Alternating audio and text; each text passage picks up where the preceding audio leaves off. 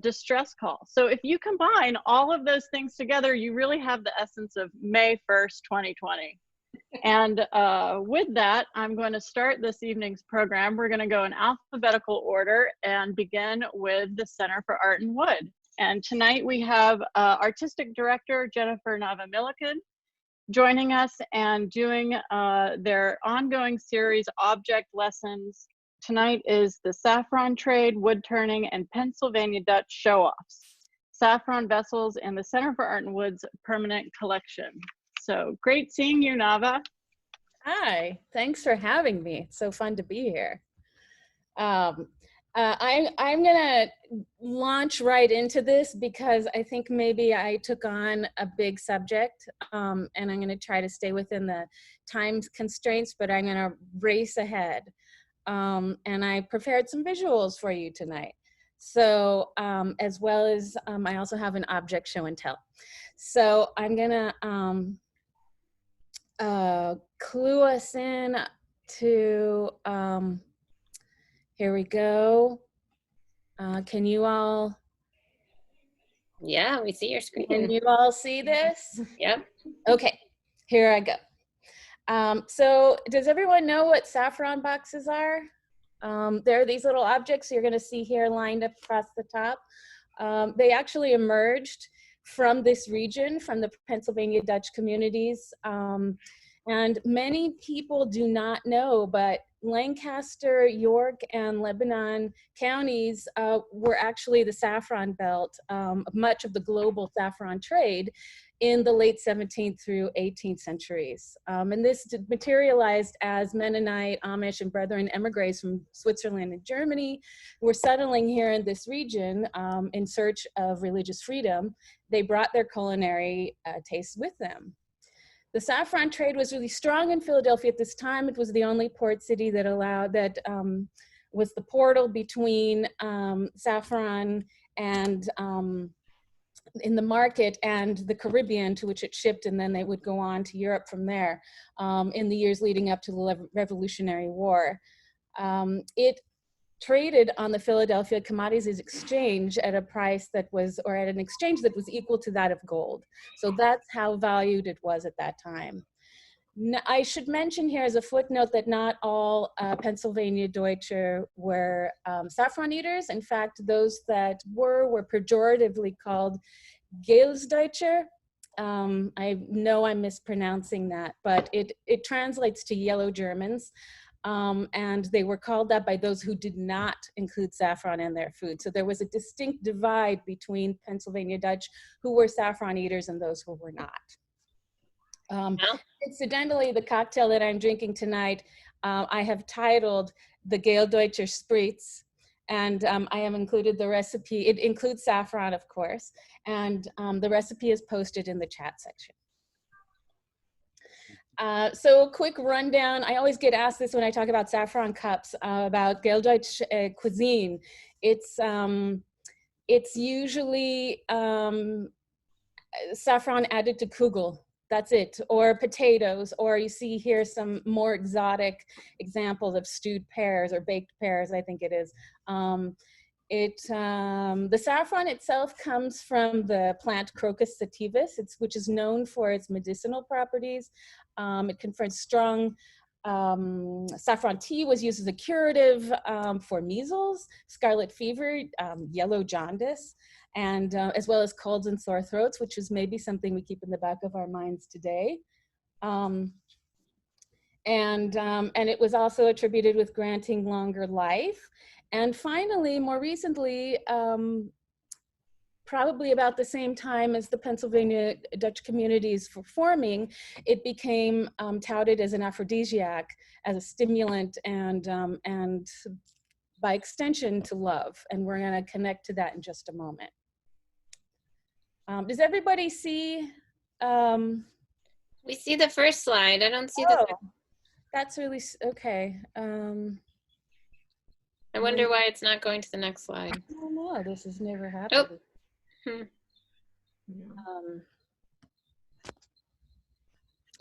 One second. We are all learning so much as we're doing this, and it is amazing that we're doing it so fast, and we should just be so glad that we have these technologies, even if they don't always work the way we want them to. I don't know. For some reason, it says it's paused. I cannot fathom why that's happening. Well, we can just look at it on the, there you go. Yep. How about that? Yep, perfect. Can you see that? Mm-hmm. Okay. Okay, then we're all caught up. Okay, so the saffron box itself, the saffron, I'm going to call it the Saffron Cup from now on, moving forward. They're referred to as saffron containers, saffron boxes.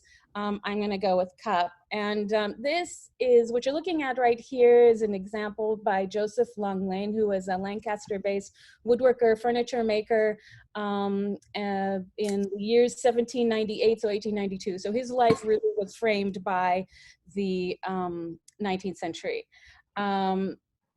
He produced furniture. He was widely known for bringing Pennsylvania Dutch painting tradition and illuminated manuscript tradition together with woodworking. And he created these painted forms like the one that you see here. The motifs, such as animals and nature, were typical of those found in Fraktur, which is Pennsylvania Dutch illuminated manuscript and calligraphic practices.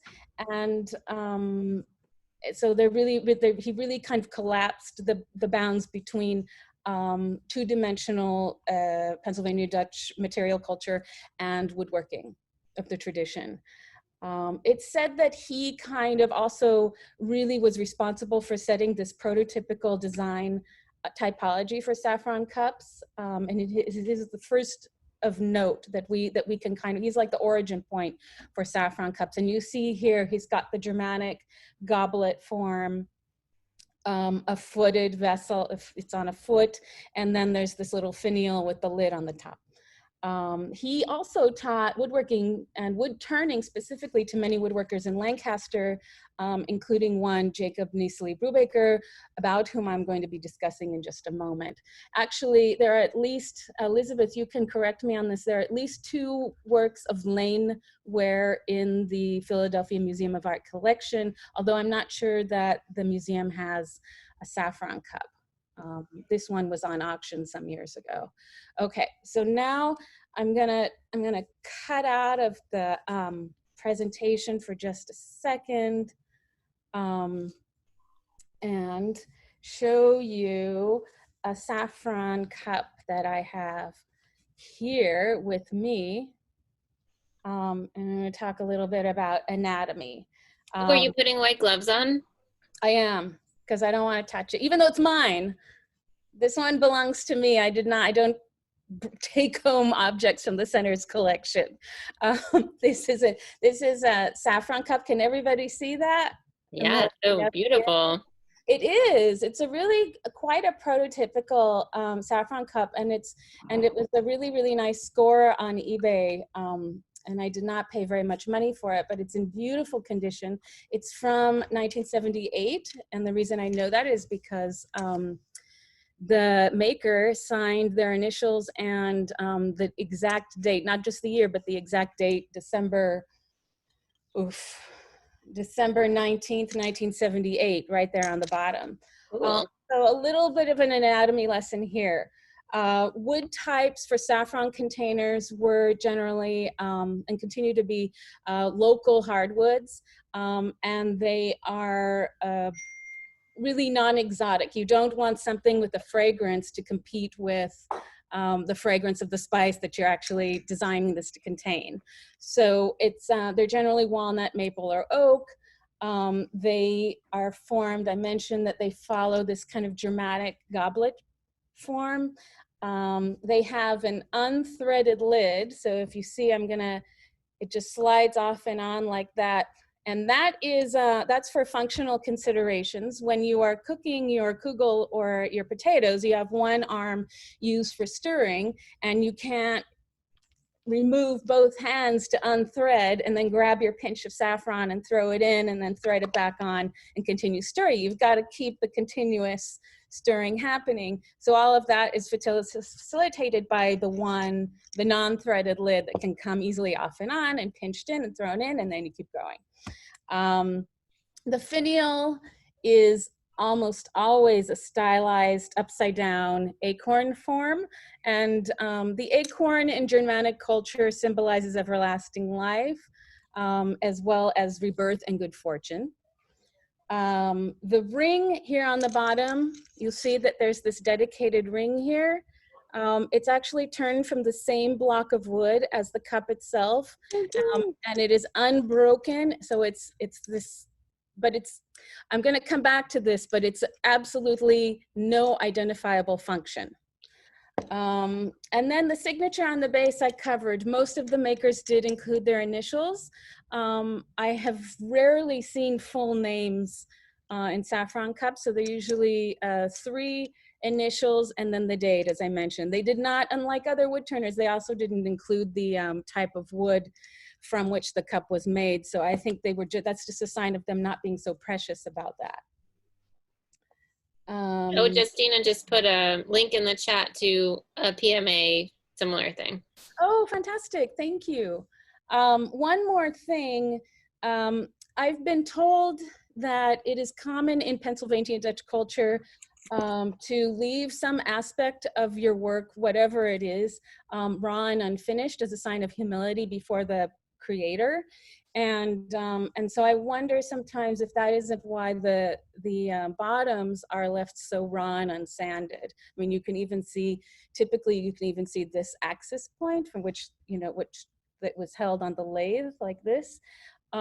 So that still remains in question. If anybody has ideas about that, we could talk about it later. Okay, now I'm going back to the show. And I'm going to talk about some of the works in the center's collection. I just want to remind everyone, if they have any questions for Nava, to put them in the chat as she finishes her presentation up. There we go. Okay, so these works are actually bequested to the collection.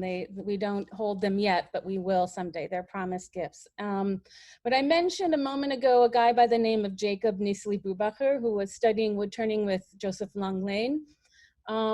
He himself was a bishop, and he gifted his turned saffron boxes to the couples that he would wed.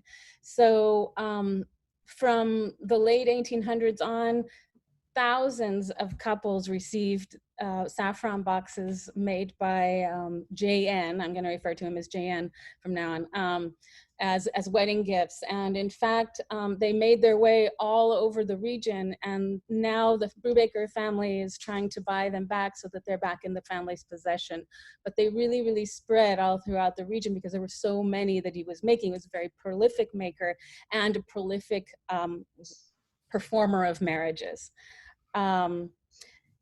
JN was the progenitor of a family of 5, and now 6 generations of wood turners, boys and girls alike. So no one was spared from these the stringent lessons and then harsh critique of JN, and he talks about that to this day. I'm going to jump ahead to Jake Brubaker, who was JN's grandson. He was also a minister, and he was also a head designer in his infinite free time. He was also a head designer of toys at Hubley Toys, and he was also a passionate wood turner in his own right. So the story goes here, turning your attention to the 2 works that you see here on the screen. The story goes that in 1976, Jake attended the first wood turning symposium held at the George School in Newtown. This event eventuated into the current day Center for Art in Wood. And at this symposium, Jake displayed proudly, I believe, the rosewood saffron cup that you see on the left. He loved to turn in rosewood, and today I learned that he claimed it was exotic, and this is why he went to it. But also he turned saffron cups because he felt that they were really difficult in a test of his skill. They were difficult to execute, and so it was a way for him to show the mastery of his work over the process. So back to 1976, so at this event, he was actually encouraged in a conversation with somebody who's here with us today. He was encouraged to break with this tradition rather than to keep repeating it. And so his response to that comment was to create the saffron cup that you see on the right, which is this really unorthodox potbelly form. Its access is still underscored by the flaw in the wood, which is almost like a beauty mark as I see it. And he turned it on his axis and he created this little squiggly tail, but still, of course, kept the acorn finial intact. And it's a perfectly functional saffron box in every other way. Okay, so I do have, I found today, so that's Jake turning a saffron cup, if you can see it. It's a little dark to see, but there he is turning saffron cup on the right. And I believe, somebody can correct me if I'm wrong, I believe that might be JN on the left, but I might be really wrong about that. Paul Eshelman. Thank you. There we go, Paul Eshelman, which this is an amazing photo, actually. Two design heroes in the region in one photo. It's fantastic. So here are additional Brubaker saffron cups that are currently in the center's collection. On the left, we have one that demonstrates Jake's occupation with pewter as a process. He did a lot of these belted pewter forms. You could see them in his bowls, in his other vessels that he's made, and rolling pin, which we have in the center's collection as well. In the middle, I don't actually, it's not documented in our records what kind of wood this is, but it's some kind of exotic, really fibrous wood. And then on the right, we have another rosewood vessel. One remarkable thing that caused me to kind of today to take another look at all of his works is that none of the Brubaker saffron cups in the center's collection have the ring around the foot. And so I dove into the center's images a little bit, and I found some images I can show you at the end if we still have time, that he did turn ringed saffron cups, and he actually played with that as a kind of design element as well. So here we have a work by, in the collection by Jay Weber, who was also Lancaster-based and also studied with J.N. Brubaker. His marriage and friendship cups translate the Pennsylvania Dutch motifs that are seen in the Joseph Long Lane tradition into the carved relief. So he translated the painted forms into actually carved forms that are then decorating the surfaces of his vessels. This cup is from 1995, and jump ahead to these two, which have newly entered the collection just last year. And through the story with these two, we'll return to the idea of that ring. So as I mentioned, it's turned from the same block of wood as the cup itself. The cup that you see here on the left is from an unidentified maker from the 19th century. And you can see it's remarkable, not only its kind of stylized treatment of the form, but also here, there's one dedicated ring here that rests on this little bevel of the leg of the cup. And then here we have an additional 2 rings. One nestles right there into the next one. So this is really a test of skill that has absolutely no functional value whatsoever. But it does have a symbolic resonance of being an unbroken bond. And this is what makes these another level of appropriateness in terms of gifting these kinds of vessels for weddings.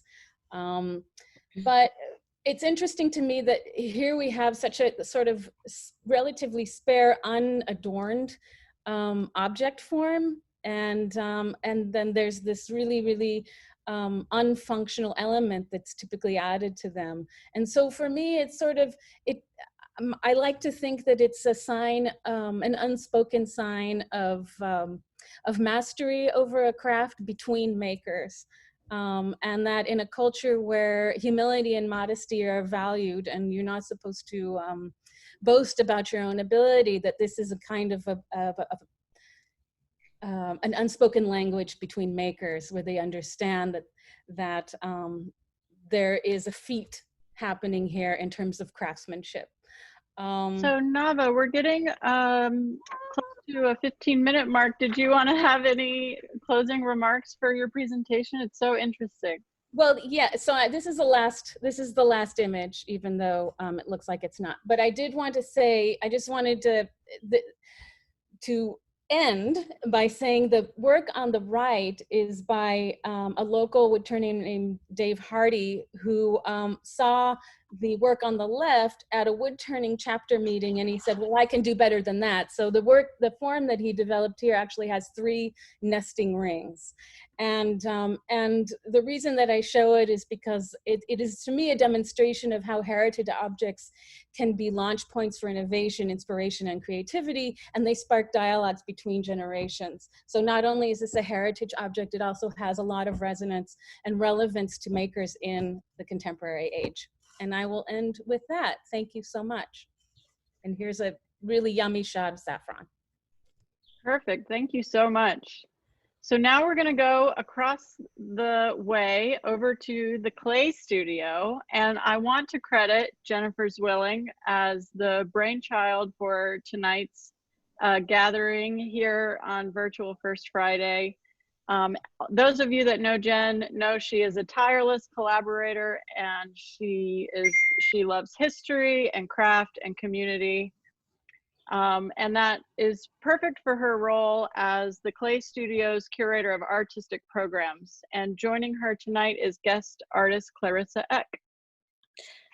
Thank you so much, Layla. I'm really excited, and I have to say that in fact, the idea for this kind of started when Layla and I were having a conversation one morning, but we couldn't quite figure out how it would work best. And I mentioned the conundrum to our friend Alex Stadler, and he immediately said, well, why don't you just have a Zoom and ask 5 organizations to talk for 5 minutes each and invite everyone. And I was like, oh, why didn't we think of that? But it was a fun it's to show that Philadelphia has a collaborative spirit in general, and we're really happy to sort of give each other credit and think about this as a whole, and not really, worry about whose idea it was, but just to have a good time. So thanks, Layla. And I'm sorry, I cannot help but just show all of you that literally just within my bedroom, this is how much I love craft and how much my family is invested. These 2 little boxes, turned wood boxes by a woodworker some of you know, Christopher Storb, just happened to be sitting on my dresser during that whole conversation. So it's just, craft is oozing out of all the pores of Philadelphia. And I'm so pleased to be able to share the stage with Clarissa Eck tonight, who is an amazing young artist. She's part of our work exchange program at the Clay Studio.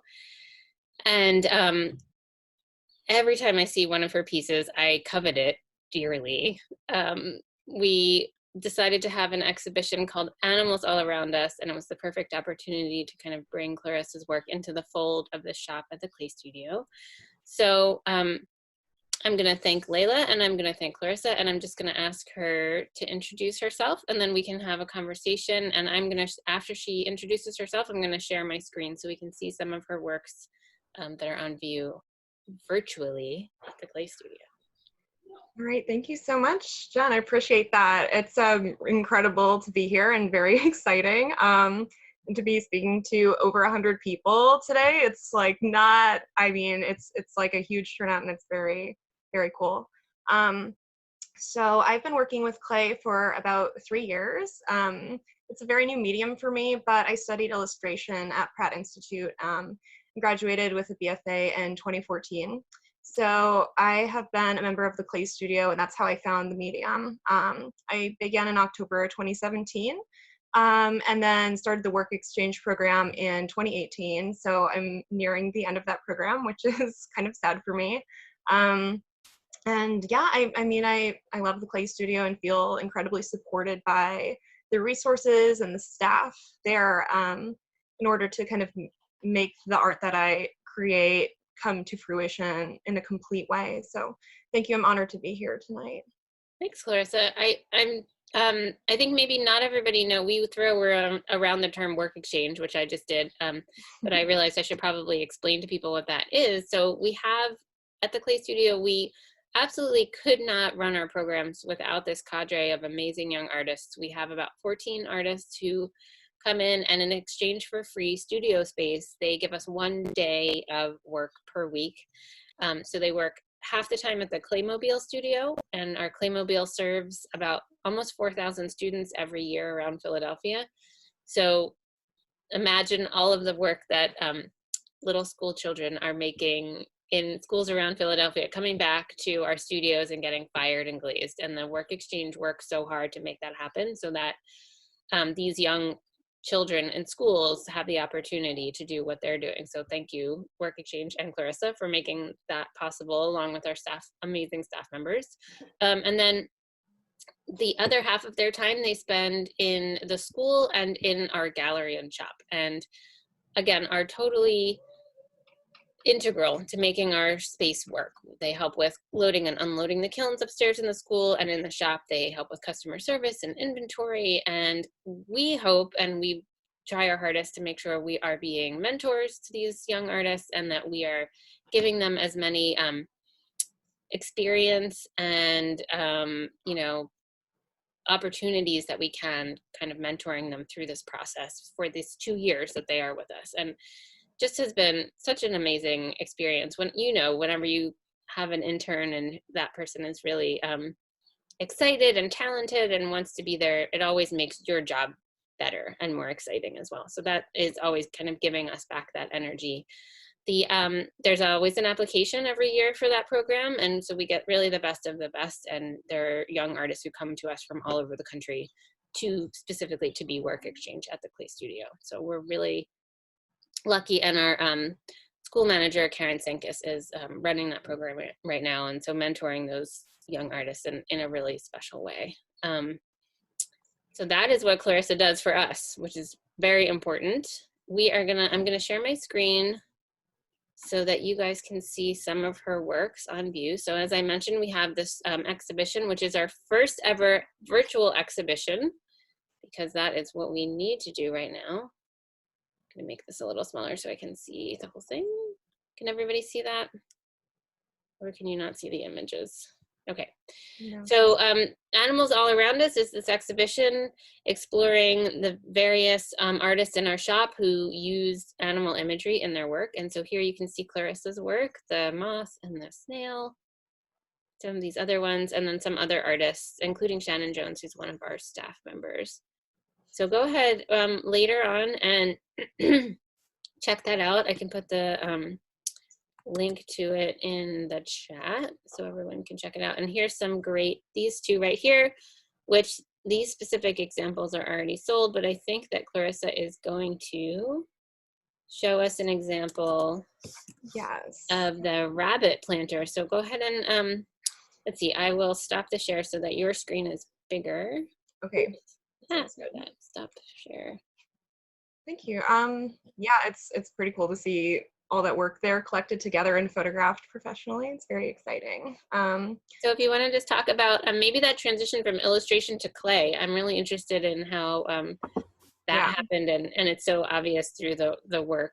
So if all of you have your gallery view on, if you want to be able to see Clarissa's work a little better, you can hit speaker view up in your upper right, and you'll be able to see her piece a little bit bigger, and then you can switch back to gallery view. Oh, okay, that sounds good. I'm just gonna hold it like this for a little while so you guys can get a look, but this is one of the designs that I make. So I started as an illustrator and discovered clay as a hobby and came to the work exchange program knowing that I wanted to create a business with what I was doing as well. So there's definitely a couple different layers to that. But I think that transitioning into clay came from me feeling that once I transferred an illustration onto a functional object, it became finished in a way where I feel that a two-dimensional painting or drawing maybe didn't hold the same significance for me. So particularly because I like working with animal symbols and plant symbols, I feel that a question that I often think about is, do I really need to put another image out there of a rabbit? But when it becomes something on a pot, then it's a complete finished piece. So for me, that felt like kind of a natural transition where all I really wanted to draw was animals and plants because of their significance in my life.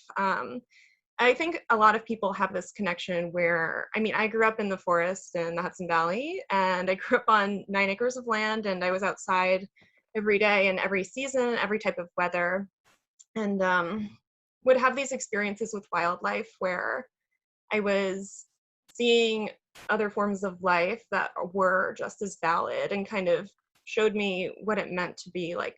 And it might sound very like, it's easy to sound like a crazy hippie when I'm talking about this, but it is just a lived experience that I have. So yeah, so wanting to depict particular animals that I've had these personal relationships with has been a big part of my art practice. So I hope that answers your question. Oh, absolutely. I mean, I think that like experience as a child with wildlife and going into the woods is thinking about that when I'm looking at your pots really makes the whole experience that I can have with them even richer. So that's really wonderful. And then I just wanted to touch on the use of sgraffito, which I think connects us also back to the saffron cups that Nava was talking about because of the Pennsylvania German use of sgraffito in their pottery. So I just love that there are so many traditions across cultures, and I mean, connecting us contemporary artists back to our historical predecessors, especially here in, you know, southeastern Pennsylvania, as we're near that area that was so rich. So do you want to just talk for maybe 1 minute about how the process of why you chose that and maybe the process itself of sgraffito? Yeah. So, well, first of all, I love that you mentioned the Pennsylvania Dutch, and hearing Nava talk about that was really exciting because a lot of the way that I will depict particular patterns is when I approach a piece, I think about how to almost flatten it so that it has the symbolic quality. So I don't do a lot of overlapping of dimensions. There's not necessarily a foreground and a background and a middle ground, which is what I learned to do in school, and I was very formally trained for a very long time. So that was something that on a pot, well, it's a flat surface. So by flattening the image, that's something that it's almost like a workaround, like, oh, maybe I don't need to think about atmosphere in this literal way. I can actually just think about how I'm going to work with these symbols on the canvas that I have and how it's going to interact with the person using the object. And sgraffito, I think it's very tactile. I have worked as a printmaker as well, but the first thing that drew me to art was the pencil, because I picked up a pencil at 4 years old or probably even younger and just started drawing. And I think that there's like a very physical difference to me in drawing with a pencil and painting. I've always felt that by putting a pencil to paper, you feel the tension of the mark being made. And I think that is something that translates in sgraffito very clearly, because you take a tool and you're dragging it through the clay. And as you drag it through the clay, certain parts of the clay will obviously come off of the surface of the pot. And I think that has, it's like almost the opposite of a painterly quality. I don't know if drawerly is a word, it's very hard to say, but that's something that I would consider to be a big part of the process for me, is having that resistance when I'm making a line. So this is another piece that I have. This is a peony on a cup, but you can see it has this very stark graphic quality. And that's something I really enjoy when I'm creating. I've thought about painterly explorations with glaze, but that is something I really don't do as often as I do with the Sgraffito. So that is one aspect of it. Yeah. Oh, thank you so much. And I love that idea of that the using a pencil is more similar to the Sgraffito rather than painting, which is has such a different sensibility. That's amazing. And I also really like the idea that you're you know, kind of connecting back to what first brought you into the art world initially, and that's so wonderful. I think Raymond just said Sgraffito can feel like printmaking, and that's kind of true in terms of, you know, woodblock printing, again, kind of connecting ceramics and wood again, can be something, and the symbolism that you're using is so interesting. And see, this is why I always have to have a piece of paper in front of me, because I had something interesting to say and it's just completely gone out of my mind right at the moment. But I want everyone to make sure they check out Clarissa's work on our exhibition, Animals All Around Us, which is in just virtual right now. But if we do open, I don't know, maybe next month, you'll be able to see it in person. But you can always purchase from our website. And if you're close by, we'll do a drop off to your home, or we can ship it, or you can do a curbside pickup. So all of these things are options. And of course, this is a way that we can support young artists and our organizations. Sorry to put in a plug, but I just can't help it. Check out our shop page for that.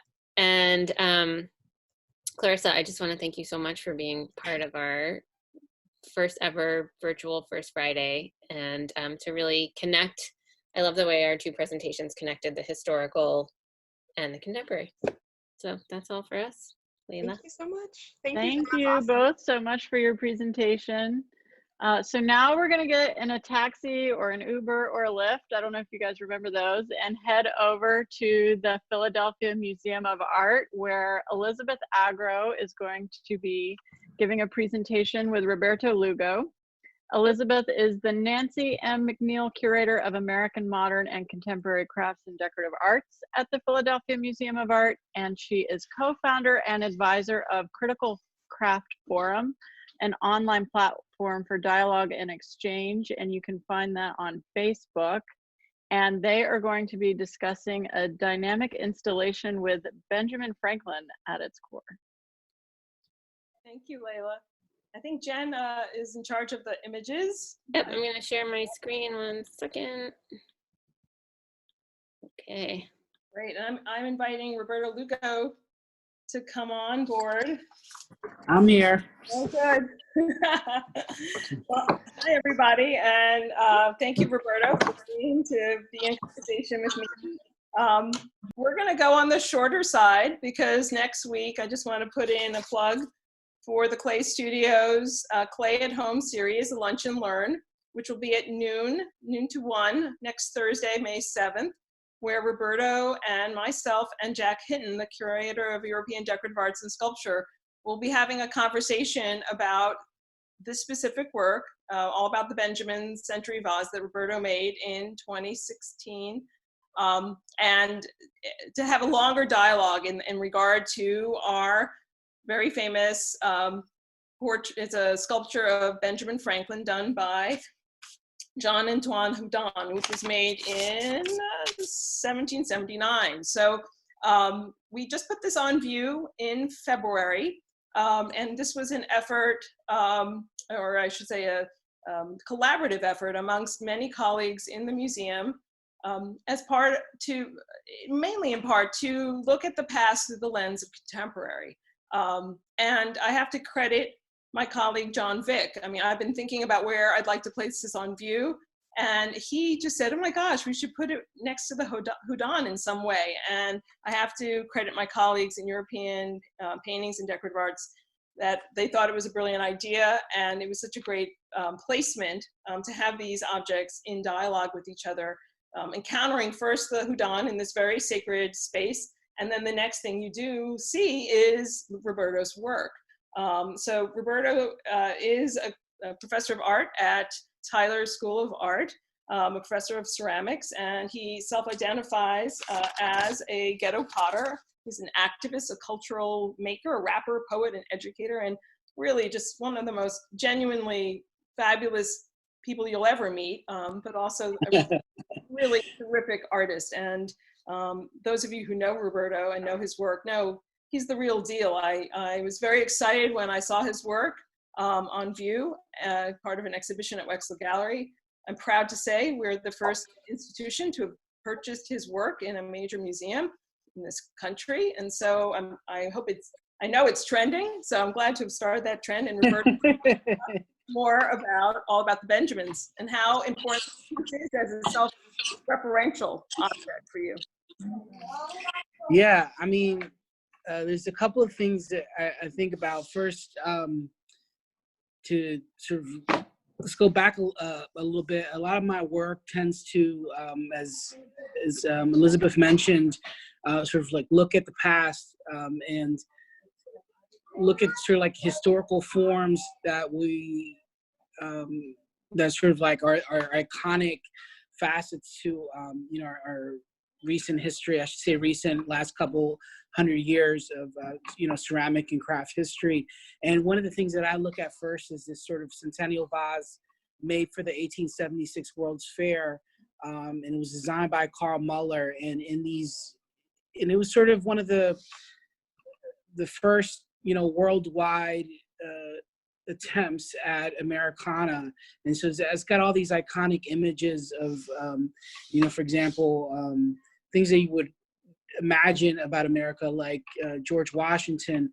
However, in a lot of the vignettes, it would share things like the invention of the sewing machine, and it sort of was trying to describe what America was like for the first 100 years, or what we wanted other people to think America was like for those years, 1776 to 1876. And so I use that history as a framework, thinking about 100 years of something. You know, if we think about 100 years of what race relations have been in the United States, I mean, from right now till, you know, 1920, you know, we are vastly different, right? And so I like to think of ceramics as this material that gets used as an archive to be able to tell us about culture and society. So to think about this particular piece, I really wanted to cover that feeling of looking at, you know, 100 years of being in a place, or, and for me, this piece became really personal just because I wanted to insert myself in it, and I have Ben Franklin on the other side of it. And it covers this hip hop song. If you know, being involved in cultures outside of my own, I grew up in Kensington, and going through the educational system and post, you know, post K through 12 education, I became intertwined in a lot of cultures that weren't mine. And so, you know, one of the things that would happen is I would describe a song like Halfway Crooks by Mobb Deep. And for me, that song is a song that is second nature as Hey Jude by the Beatles. And being in different places that I found myself in, learning about craft, it's just interesting how these cultures often match up, and how it's sort of like this give and take from one another. And so for me, my relationship with the decorative arts and with patterns, you know, often are that sort of eclectic. And so I really wanted to sort of talk a little bit about this work was inspired by my relationship in growing up in Philadelphia. And the image, for example, of Ben Franklin, how it means so many different things to so many different people.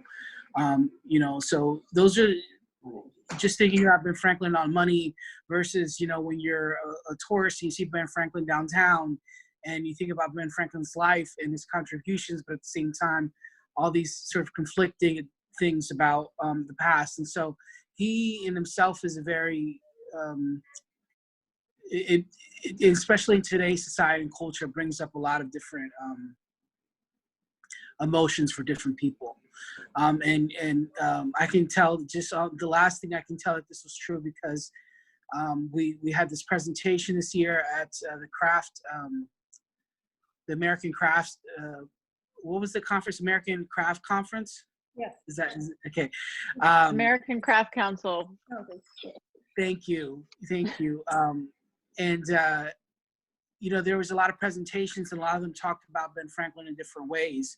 So you know, it's sort of this really inventive genius, and then also you know, thinking about all the, you know, thinking about today's culture, society, and how we can look back on figures and sort of judge them based off of our current standards. And so I love that this piece is in the museum, because it combines my culture and the things that are really important to me with this new culture that I'm finding about in this clash. And that's what I'm really hoping that this work does, is talks and speaks with a broad audience, regardless where you come from. There's a place that's representative of you in this museum.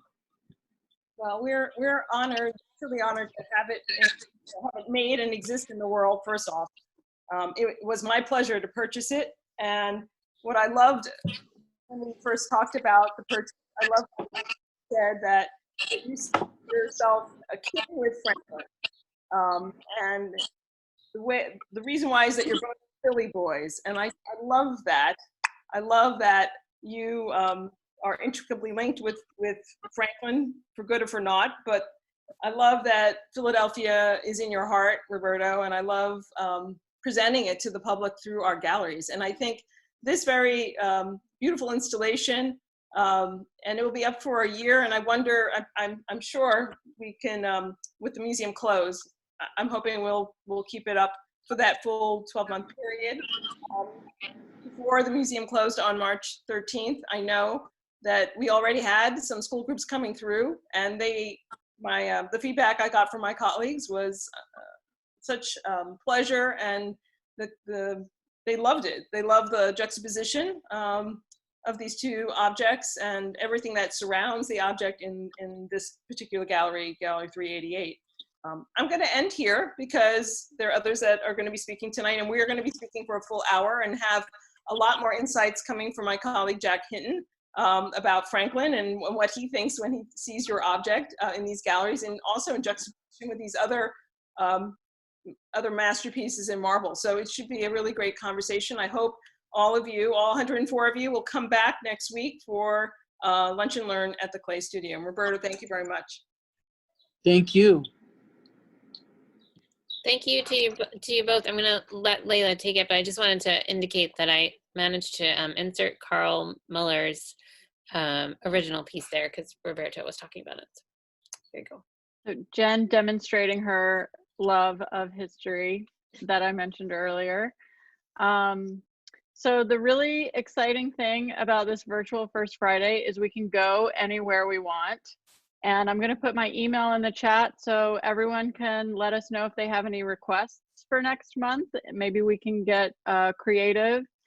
And now I'm going to take us out to Malvern to visit the Wharton Art Museum, a museum that I love very, very much. And it's tucked away, typically open for tours by reservation.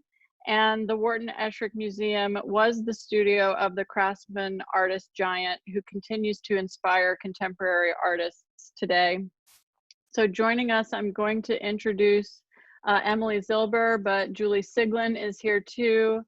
And we'll be hearing from both of them. Emily is currently their curator, among other hats that she wears when working with the Renwick or Tyler School of Art. And she, fortunately for us, is now back in Philadelphia via the MFA of Boston. And she's going to share some new resources that they have been making available on their website and give us a glimpse into the studio. Great. So hi, everyone.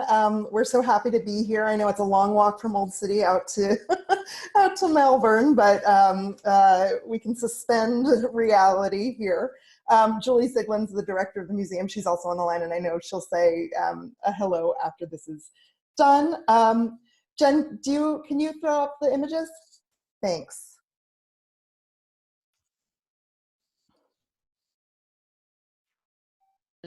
I'm just going to do view slideshow. Hold on one sec. I don't know this. There we go. Oh, how does that look? Nope, it still has the notes. Yeah. Oh, actually, There we go. is that better? That's good enough. Okay, sorry. I don't usually use this program. I just realized as I No, was. this is great. This is great.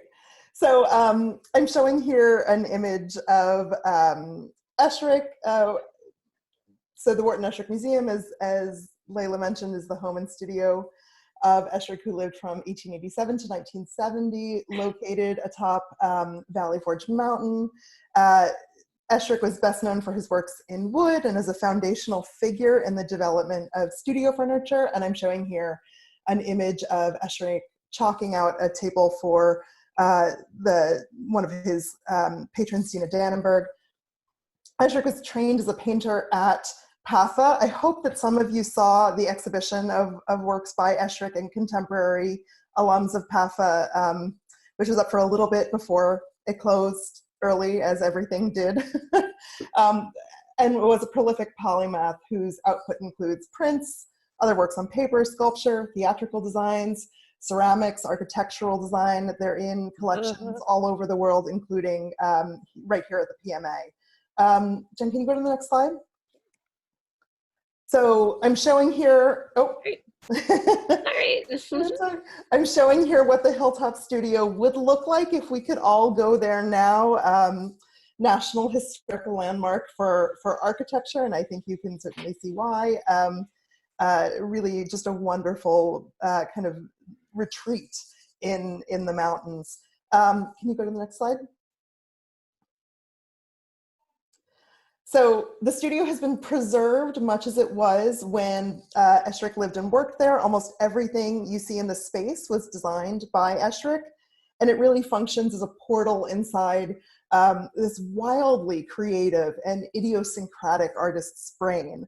So as Layla mentioned, we offer intimate tours, and we hope we can do so again soon.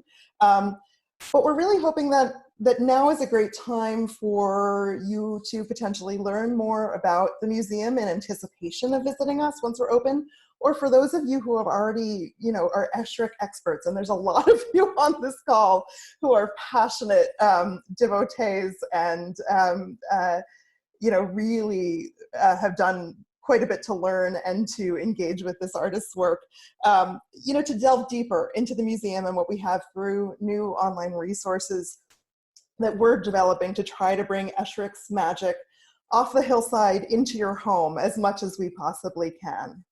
So can you go to the next?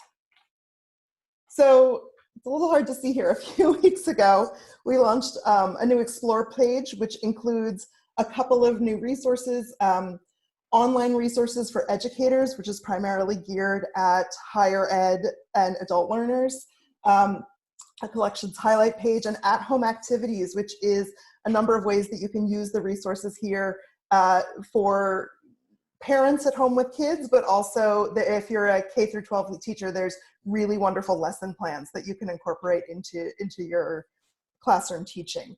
Can you go to the next one, Layla? I'm sorry, Jen. So collections highlights, the permanent collection is almost 3,000 objects, and it doesn't just include, the furniture that made Esherick so well known, but also a number of buildings across the campus, ephemera, his personal belongings, his library, clothing, art supplies. So really everything that could possibly give you a sense of who this person was. Can you go to the next one? So on the collections highlights page, you'll be able to see additional information about landmark buildings that are part of the museum's collection, including the Expressionist Garage, which is on the right side of the screen, which reflects Esherick's overarching interest in sort of warped organic surfaces. You can also see more about the workshop he designed collaboratively with the architect Louis Kahn in 1958. So there's a 30-year gap in between the design of these buildings. Kahn was at that point a design critic and professor of architecture at Yale. And it links Esherick's organic forms with Kahn's rigid geometry in a really interesting marriage. Can you go to the next?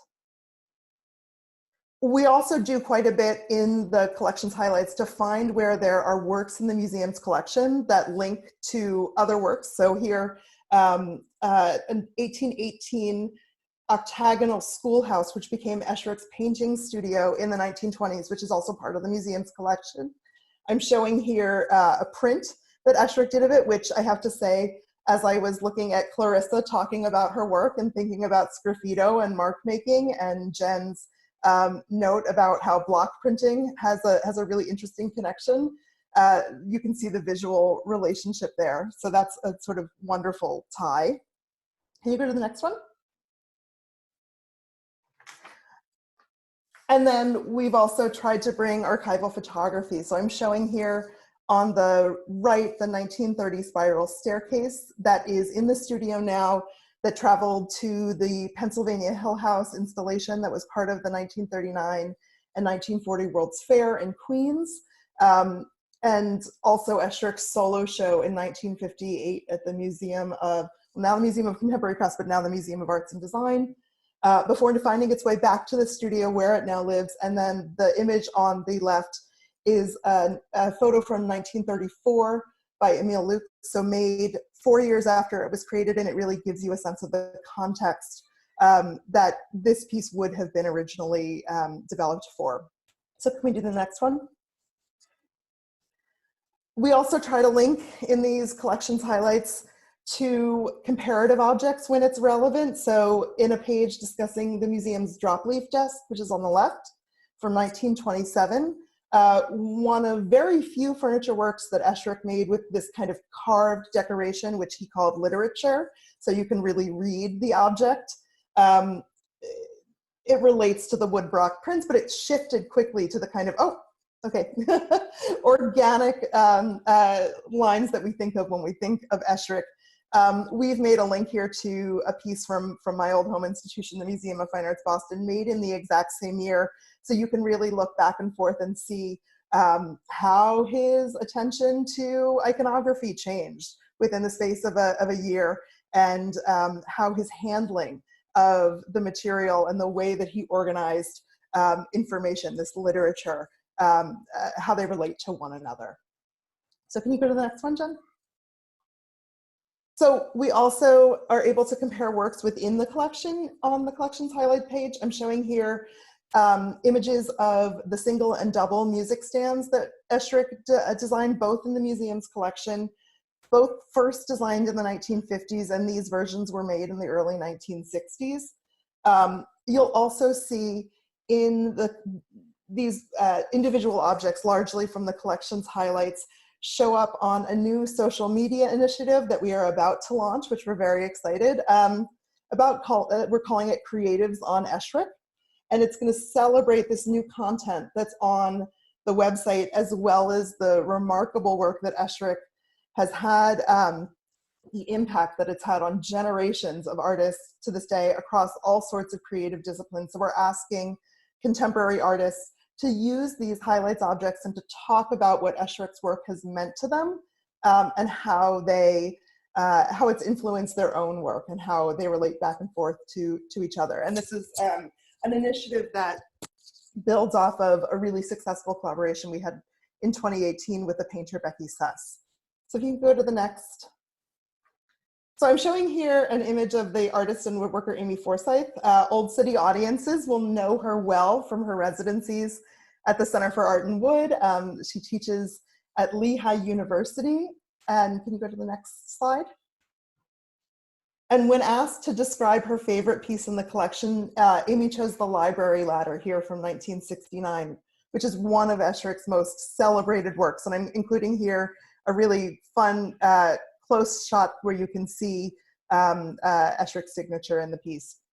She wrote, "I love this piece for many reasons, but mostly because it astonishes me that the vertical post has 4 facets at the base, then as it spirals upwards, manages to drop a facet at the second step to become a 3-facet cross section. And then by the time it reaches the very top, it becomes a 2-sided grip, much like a canoe paddle. It's a beautiful object, but it shows the importance of working with the material itself, not just drawings, since this is the kind of revelation that occurs as the piece is made with hand tools. So really, really wonderful to hear from contemporary artists themselves, thinking about how the aesthetics, but also the making of these works have impacted their thinking. Can you go to the next? So I mentioned also that we have this wonderful set of online resources for educators. There's information there about requesting a virtual presentation. We are happy to come and Zoom into your classroom. So please don't be shy, reach out to us. A full annotated bibliography that would probably take you until the past the end of quarantine, hopefully, to go through everything that's in there, compiled by a dear friend of the museum, Ron McCall, who's a special collections librarian at Westchester University. Links to primary source and archival documents, selected writing about Esherick, video resources, links to Esherick works in 20 collections across the country, and then K through 12 activities that hopefully some of you will do at home. I'm going to try to wrangle my 3-year-old twin toddlers into working with me to put together a design. They're going to design their own studios, and hopefully they'll do a little mini curatorial project with works from the collection. So wish me luck as we go in that direction. And then I just want to, next slide, please. And then we've also highlighted some of the best content from the museum's blog. It's a treasure trove of great information, really wonderful pieces like, I guess Lancaster getting some real shout outs tonight. The Lancaster-based company Armstrong Linoleums, these advertisements that featured Esherick's 3-legged stools and which really made them famous because they were printed in magazines like Women's Day, Better Homes and Gardens, Ladies' Home Journal. They got mass attention and appeal from these kinds of advertisements. And I also just love the sense of color and play here. It's not a context that you often see Esherick's work in, but certainly this designer for Armstrong Linoleum thought they made sense there. So Jen, if you can go to the next one. I'm going to do a shameless plug too. Here's the website for the museum, including the 2 online resources for educators and collections highlights, links that I mentioned about. You can email me or Julie Siglin, who's our executive director, and I know she'll say hello after I finish up. But Esherick's studio, I think, as I've been thinking about this place as I've been away from it for the last 2 months, it's a source of inspiration and respite for people, even in the best of times. And I'd say that inspiration and respite are 2 things that all of us need right now. So I'm hoping that you can find that if you spend some time on the website. I think you'll also find some of the joy that's really encapsulated by Esherick's motto, if it isn't fun, it isn't worth doing. So with that, I'm gonna pass it over to Julie to say hello. Thank you, Emily. Emily's been with us for a little over 6 months, going on 7, and I was so excited to have her join us for so many reasons, but having her on my team during a pandemic was not one I anticipated. And she and my other coworkers have done an extraordinary job of pulling together these resources. One of the first projects I did as director was give us a brand and a much needed contemporary website, which we did not have. We had a 360 tour of the museum that people did like, and I vacillated a little bit, ultimately decided not to keep it because the technology was outdated. And I felt strongly that it was rooted in such a sense of place that it really was kind of ancillary to the experience. And I still feel that way, but I have been overwhelmed by how quickly and how well we have all been able to pull together and keep this conversation alive, keep our appreciation of craft alive, and keep our appreciation of each other's organizations alive. It's extraordinary.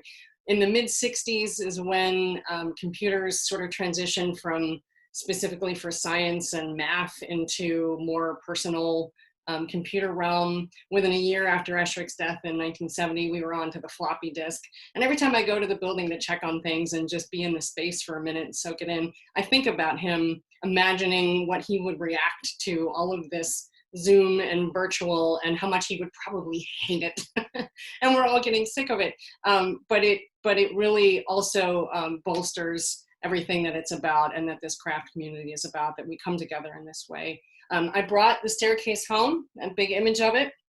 We demoed our old HVAC system in 2018 and put in a new one. It was a big, hairy project. And when we got behind the old system, there were these images of the staircase. So this was much easier to bring home than the actual staircase.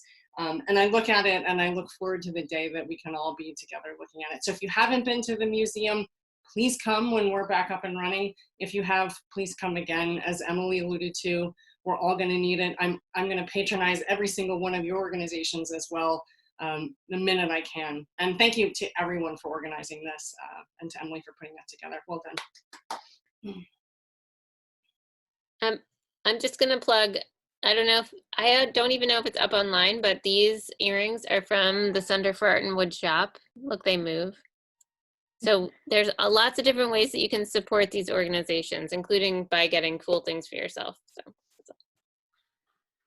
Well, with that, I'm going to thank everyone for joining us tonight. Thank everyone for the presentations that they just shared. I want to remind everyone to visit all of the websites and social media for not only the organizations, but the artists that you saw, and please support them if you can, either with a contribution or a purchase, or even just social media following means a lot.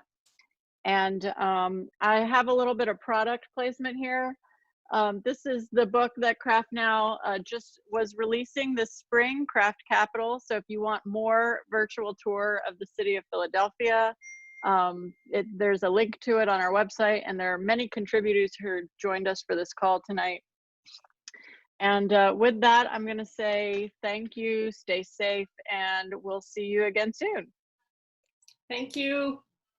I just want to I have one more thing.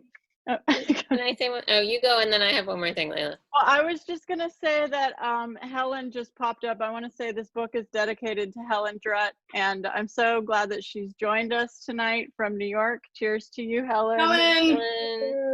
Hello. And I'm also grateful to see many friendly faces, our board members, David Seltzer, Claire Hollander, Elisa Topol, Albert Leacoff. It's just so great to see everybody.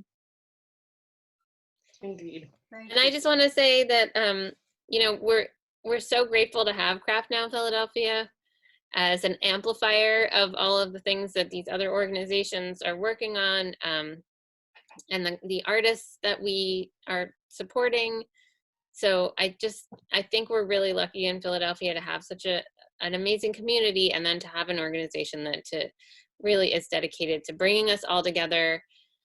Before Craft Now existed, there was no way to just kind of meet up and say, what are you working on? What am I working on? How do we make those things work together? How can we help each other? And it's just, I get teary-eyed when I think about the amazing connections to my colleagues and to the support that we give to each other and the rest of the community. So I think it's really important to say thank you to Layla, thank you Clara and David for founding this organization, and to all of the board members who are on the call to continuing. And I don't mean to like take over, but at the end of these Zoom calls, I like to say, if you want to take yourself off mute and just say, hey, thanks, I was here, you know, give a wave.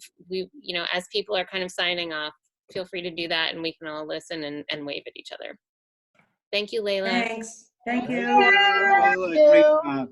Wonderful. Thank Hello. you. Thank you. Bye, everyone. Oh, Helen, Good I to see you. Hi, Helen. Virtual hug. Big hug. Thank you. Thank you. Happy Friday, everyone. I think David said something about the third glass of wine. Was that what your comment was? Then second gin and tonic. Second gin and tonic. Oh, and don't forget that there's a cocktail somewhere out there on the interwebs called the Plague Waters. So evidently it's actually really good for you. We're fighting off the virus. The alcohol. I'll drink to that. Medicinal. Right. Very good. I'm in my 41st day by myself. Oh, there you are. Helen. Thank you, Helen. No visitors. Well, that's staying safe, but we can see your face, so that's important. And my pen. Your pen, oh, it's a fountain pen, right? What is it? No, Nope. not yet. Felt tip pen, it looks like. What would Calvin Hathaway say? Oh, right. No woman, right. What did he say? No woman, no lady uses a ballpoint. That's right. That's what he told Ann Darnencourt. No, he told it to me. Oh, he told you too? He also Yes. told Ann. No, when I sent him a thank you note and he wouldn't answer me, and I asked him if he received it, and he suddenly said, no lady uses a ballpoint. Who was it? Calvin Hathaway, he was the curator of decorative arts at the Philadelphia Museum of Art for what, a few Well, he died years, and then he died in came 1970. back. He was at the Cooper Hewitt, then he went to Then he came back. Philadelphia, and he died in 1974. And he started Collab He started Collab. I didn't know that. as the Inner Society of Decorative Arts and Design. In Inner 19 Society. it was called the Inter Society of Decorative Arts and Design, and there were 7 organizations, and then they decided to call it Collab because it was a collaboration among the 7 organizations. And that's kind of like what we are now. We're collaborating, right? It's the spirit of Philadelphia. Right. Is David Barquist still with us? No, he's probably gone. He was here before. Oh, there he is. He's still there, maybe? No? Still here. Hi. Hi, David. Hi, everybody. Nice to hear your voice. Hello. See, I just don't want to like sign off. I'm just going to sit here and stare at everybody for a few more minutes. Now we can have our drink. Yeah. Anybody drinking something else? You want to share another cocktail recipe? Manhattan, my standard. Right. Mine is Layla, just yeah. a gimlet. A gimlet. Well, that's my standby. But I did have a Mayday made for me tonight, so that was good. Well, so I wanted to give, oh, sorry, go ahead, Nava. I'm tapping into the curative properties of saffron in this drink.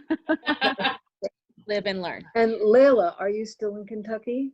I am in Kentucky. You weren't supposed to tell anyone that I'm leading a Philadelphia event from another city. Okay, we're glad you're in the fresh air. Yeah. I was worried the weather would be different. No, it's sunny. Well, it was sunny. It's starting to get dark, but.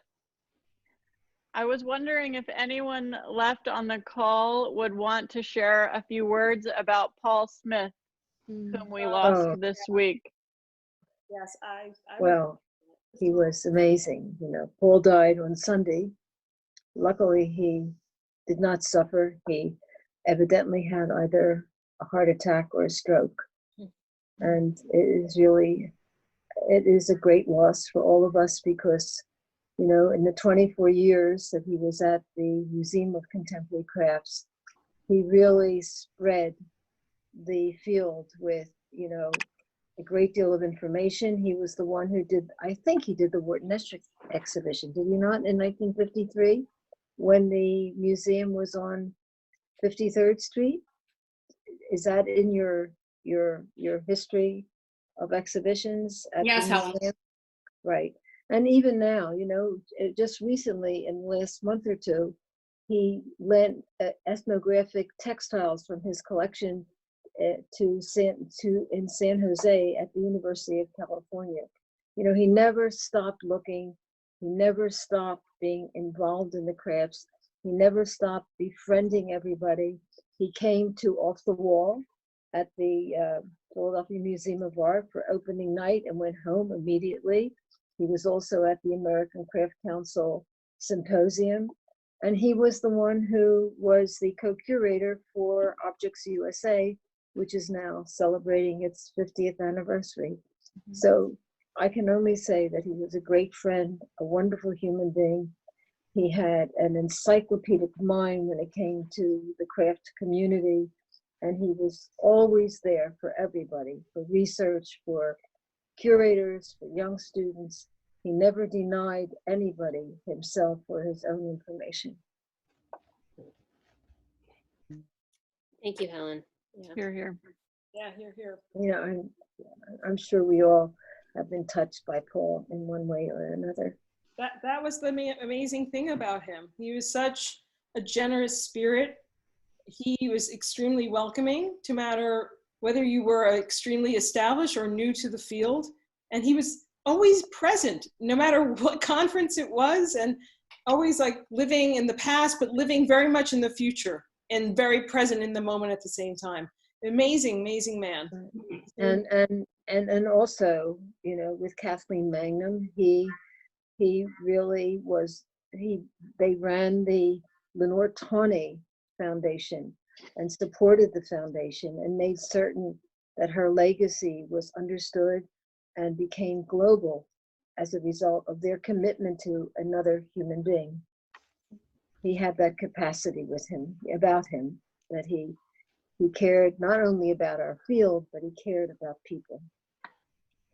Yeah, we had a wonderful, I got a chance to interact with him when we had a show of his photographs at the clay studio, and he just, you know, he was catching people within studio visits. I think they started out just as snapshots, but they were just so special. And he's that wonderful book that he produced a couple of years ago is really a gem. So we're lucky that he left us that legacy as well. Yeah, it's a great sadness.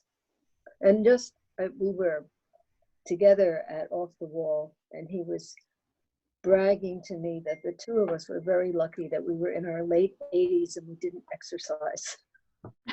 He was so proud. He was so proud of the fact that the only exercise he took was to walk from his apartment to his office and back again. Well, that's good news for me.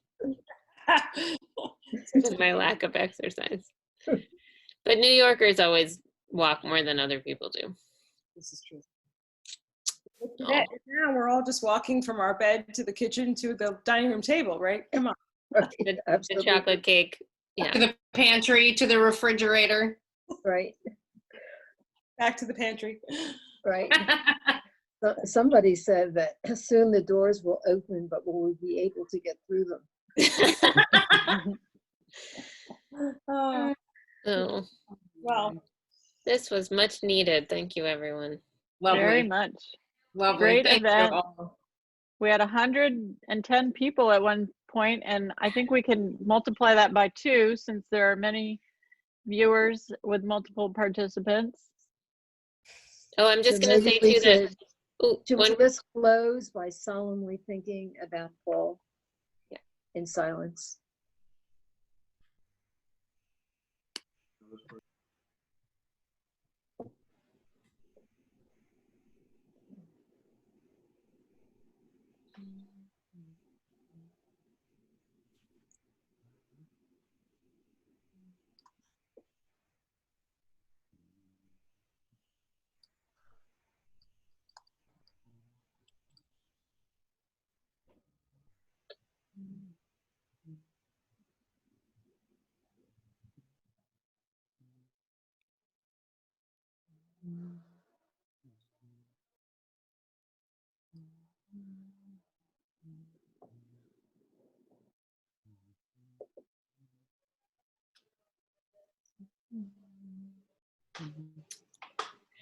Okay.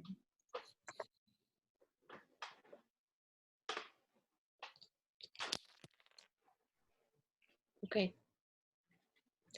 Thanks, everybody. Thank you, everyone. Thank you. I can't wait to see you again. safe, everybody. Have a great night. Bye. Thank you.